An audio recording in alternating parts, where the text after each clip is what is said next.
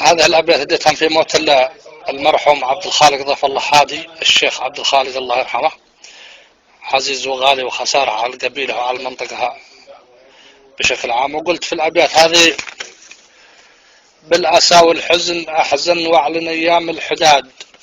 يلقى حلالك على الشيخ أصبحت متضايقة، وانضاق حرر الوفي والحد كلها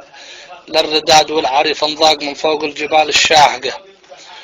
والناعية صاحت على المرداد مهيا بالبلاد، الشيخ ذي موته علينا زل مثل الصاعقة، هزنا موته وهز الأقرباء في كل واد، حتى وصل صوت النواعي إلى دبي والشارقة، كلها الأجواد ضاقت لكن الرحمن راد، ما حيلة المخلوق فيما قدره لخالقه، والأجل يكتب وعلمه يعلمه رب العباد، والأجل يكتب وعلمه يعلمه رب العباد، يأتي متى الله راد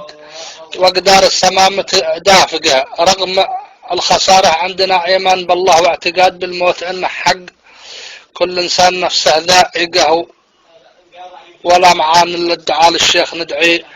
باجتهاد بالعفو والغفران له، والخلق بعدها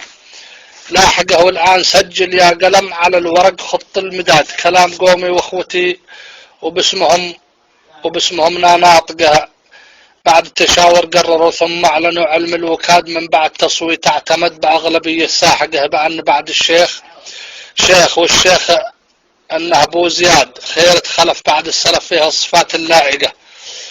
وأخوته في جانبه في حوم ولا في براد، على منهج المرحوم في لم الصحب متعانقه، يلقى من المقدام